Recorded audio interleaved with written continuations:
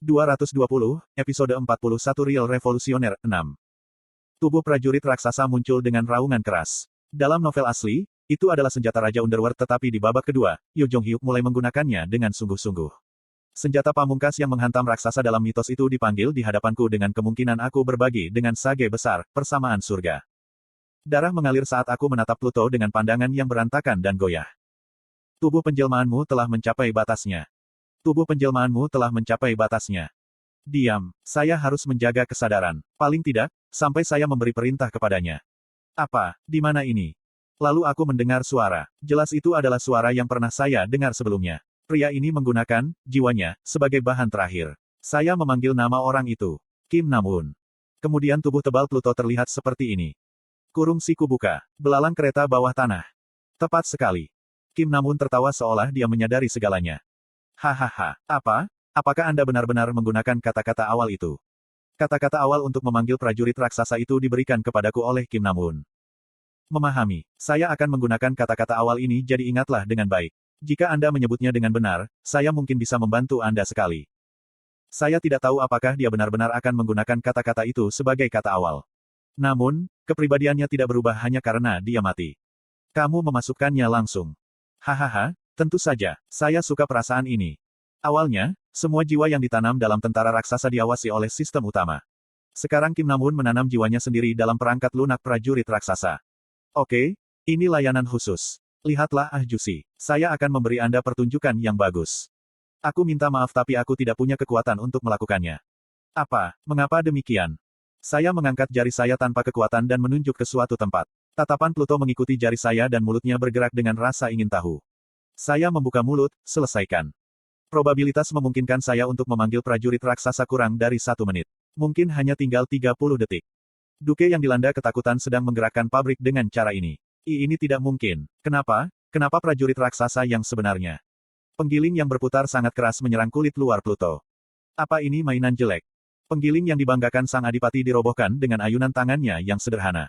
Itu adalah gerakan tangan yang ringan seperti merobek selembar kertas. Apakah kamu memanggilku untuk menghancurkan sesuatu seperti ini? Ini terlalu berlebihan. Ada 25 detik sampai pemanggilan dibatalkan. Menyebalkan sekali. Pluto bergerak dengan mantap meski ada keluhan. 20 detik. Itu menghancurkan lengan pabrik dengan tangan terentang. 15 detik. Pedang tangan benar-benar melumpuhkan operasi pabrik. 10 detik. Tendangan sederhana menghancurkan unit daya utama pabrik. Pabrik menakutkan yang memakan banyak sekali kisah mereda. Mustahil untuk mengetahui apakah adipati di dalam pabrik itu hidup atau mati. Tubuh Pluto berbalik ke arahku. Apakah sudah berakhir sekarang? Haha, lalu bagaimana sekarang? Petik 2. Jusi, sekarang Anda terjebak dengan saya. Kemudian badai probabilitas luar biasa menyapu Pluto. Suara Kim Nam-un dikubur oleh suara menderu yang tampaknya merobek ruang dan waktu. Tubuh Giant Soldier Pluto mulai menghilang menjadi bubuk seperti diuapkan. Peluangnya habis dan terpaksa kembali. 1 detik. Sial, Underworld, aku.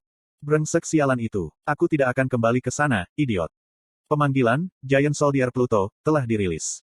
Tentara raksasa itu menghilang tetapi orang-orang masih tidak bisa bereaksi. Mayoritas warga terpana karena syok dan mereka yang berhasil membuka mata sudah gila. Itu alami. Inkarnasi di sini telah menyaksikan dewa kematian terbesar di dunia ini. Aku menoleh dan melihat ke puing-puing pabrik. Cangkang luar yang tidak rusak oleh elektrifikasi saya sekarang berantakan, seperti telah ditabrak binatang buas. Tidak ada pergerakan dari pabrik karena sambungannya rusak dan bagian listriknya hancur. Itu telah dihancurkan oleh tentara raksasa dalam waktu kurang dari 30 detik. Perlahan aku memanjat pabrik dan menemukan orang itu duduk di kokpit. Tutup kokpit terbuka dan iblis yang duduk di sana berdarah. Uhuk. Itu adalah Duke Siswitz. Duke menatapku dengan mata penuh rasa tidak percaya. Kamu, apakah kamu? Pabrik adalah cerita utama Sang Duke. Kisah itu hancur dan Sang Duke benar-benar tidak aman lagi. Aku mengarahkan iman yang tak terputus pada pria itu. Duke membuka mulutnya, dari orang-orang Weni. Aku mendengar tentangmu. Duke meramalkan akhir hidupnya dan mulai mengobrol. Rasi bintang yang malang, kamu tidak akan pernah selamat jika kamu membunuhku. Karena kamu. Aku menikam jantungnya tanpa ragu. Tidak ada energi yang tersisa sehingga saya jatuh dari pabrik bersama tubuhnya. Ada rasa sakit yang luar biasa dan saya tersentak ketika saya melihat ke langit. Aileen berlari untuk mendukung saya. Petik 2. Duke. Dia meninggal. Kemudian pesan sistem muncul. Setan Duke Siswitz telah dikalahkan. 200.000 koin telah diperoleh. Aku tertawa lemah. Namun, belum waktunya untuk bersantai. Kamu telah mengalahkan penguasa dari kompleks industri. Anda bukan seorang revolusioner. Rute skenario normal tidak diikuti dan warisan, penguasa, telah dibatalkan. Warisan secara otomatis ditransfer ke orang paling bergengsi dalam skenario saat ini. Skenario tersembunyi, saat ini sedang berlangsung. Bunuh, revolusioner sungguhan, untuk memasuki skenario utama. Seperti yang diharapkan, membunuh bangsawan itu tidak mengizinkanku memasuki skenario. Saya menjual nama Yo Jong-hyuk jadi mungkin Yo Jong-hyuk diberi hak warisan untuk kompleks industri. Petik 2. Apa statusku? Aileen menggigit bibirnya saat dia memperbaiki ceritaku. Tidak masalah. Saya akan memperbaikinya. Petik 2. Petik 2. Berapa banyak waktu yang tersisa? Aileen tidak menjawab. Katakan padaku dengan cepat. 10 menit. Tidak. 5 menit. Petik 2. Panca indera saya menjadi lumpuh. Bibir saya tidak mendengarkan instruksi saya dan sensasi di ujung tangan saya secara bertahap memudar. Saya tidak bisa mendengar pesan sistem lagi. Mungkin tubuh saya cukup rusak sehingga tidak bisa lagi diperbaiki. Saya tidak tahu mengapa saya menderita seperti ini meskipun datang ke dunia iblis. Suara Aileen bergetar. Kamu bilang kamu mencari seorang revolusioner. Iya. Mengapa? Aku harus membunuh revolusioner untuk memasuki skenario utama. Tidak ada alasan untuk menyembunyikannya, jadi saya menjawab dengan jujur. Kemudian Aileen menatapku. Saya melihat. Aileen sepertinya memutuskan. Kamu bisa hidup, karena saya. Revolusioner berada di jajaran sebelumnya. Benarkan. Petik 2. Saya memotong kata-kata Aileen yang berjuang. Kamu ingin bersembunyi dan juga ingin melarikan diri. Petik 2. Petik 2. Tetap saja, kamu keluar dan berjuang keras. Aileen memperhatikanku sejenak sebelum memalingkan kepalanya. Aku bisa tahu ekspresi apa yang dia buat tanpa melihat. Jangan menangis. Saya tidak akan mati. Saya tertawa tanpa kekuatan. Kim Dokja berpikir, jika saya membunuh revolusioner di sini, cerita yang saya kumpulkan akan menjadi tidak berarti. Akan ada metode bahkan jika saya tidak menjadi revolusioner. Sejauh ini selalu seperti ini. Aileen, bukankah Anda pernah menanyakan sesuatu sebelumnya? Hal yang saya minta Anda buat. Petik 2. Aileen menarik sesuatu. Itu adalah perangkat komunikasi persegi panjang yang dilengkapi dengan panel. Itu adalah smartphone yang saya minta dia hasilkan. Tolong nyalakan. Panel menyala dan sebuah pesan muncul secara otomatis. Anda telah memperoleh perangkat baru. Sinkronisasi telah dimulai. Sinkronisasi selesai dan seperti yang diharapkan, file dibuat di desktop. Mata saya masih kabur dan saya tidak bisa melihat dengan benar, tetapi itu jelas merupakan teks dari Ways of Survival. Kim Dokja berpikir, saya seorang pembaca. Semua jawabannya ada di sini. Saya entah bagaimana membuka mata dan melihat teks itu. Namun, penglihatan saya kabur dan saya tidak bisa melihat. Saya harus menemukan cara untuk menembus situasi ini dengan membaca cara bertahan tetapi cukup lucu, saya tidak bisa membacanya. Kim Dokja berpikir untuk pertama kalinya. Sialan. Inilah akhirnya. Akhirnya, bahkan wajah Aileen menjadi kabur. Skenario tersembunyi, revolusi yang diproklamirkan diri, telah dihapus. Itu adalah halusinasi pendengaran. Anda telah menjadi seorang revolusioner. Saya pasti berpikir itu adalah halusinasi.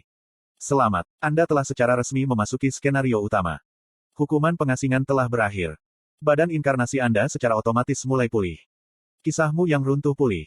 Itu tidak mungkin. Panca indera saya kembali dan penglihatan pudar saya mulai muncul kembali. Saya melihat sekeliling dengan mata lebar. Aileen aman. Yang Hayong dan Mark sama saja. Tak satu pun dari mereka yang mati. Lalu mengapa? Ini bukan akhirnya. Nama, Kim Dokja, sedang tersebar luas di dunia iblis ke-73. Semua iblis di kompleks Gilobat takut pada nama Anda. Warga kompleks industri Gilobat telah bergabung dengan revolusi Anda. Saya pikir saya salah dengar sesaat. Kompleks industri Gilobat. Itu bukan kompleks industri Siswits.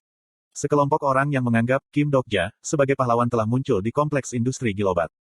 Kompleks industri Gilobat berada cukup jauh dari kompleks industri Siswits. Tidak mungkin namaku akan beresonansi di sana. Saya mendengarkan pesan ledakan dan memikirkan beberapa kemungkinan samar.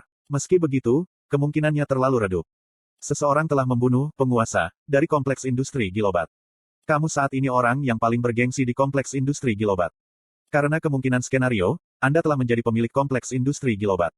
Ini tidak mungkin. Itu adalah sesuatu yang tidak bisa terjadi. Haha. Ada tawa bingung ketika bantuan menyebar dari dalam hatiku. Kenapa ya? Aku melirik arloji Aileen saat ini. Jam tidak mundur. Waktu terus berjalan tanpa mundur. Jarum. Bisa kembali tetapi waktu tidak akan kembali. Petik 2. Dia datang. Aku sangat senang bahwa aku ingin memanggil namanya. Hah? Apa yang kamu katakan? Aku tersenyum dan berkata, Yo Jong-hyuk yang asli datang. Saya tidak bisa melihat atau mendengarnya tetapi saya bisa merasakannya. Orang itu pasti ada di dunia ini. Orang yang membantai iblis yang kuat dengan Heaven Sucking Sword telah tiba dari luar cakrawala. Saya tersesat dalam perasaan liar ini dan melupakan smartphone saya. Mungkin Kim Dokja harus memeriksa smartphone terlebih dahulu. Saya mendengar kata-kata dinding keempat dan secara refleks mengangkat telepon yang jatuh. Seperti biasa, judul file teks muncul di layar. Kemudian saya menyadari sesuatu dan sudut hati saya ketakutan. Sesuatu telah diubah. Tepatnya, ada kata-kata aneh yang melekat pada judul file teks. 3 cara bertahan hidup di dunia yang hancur, revisi pertama, .txt. TL, Rainbow Turtle.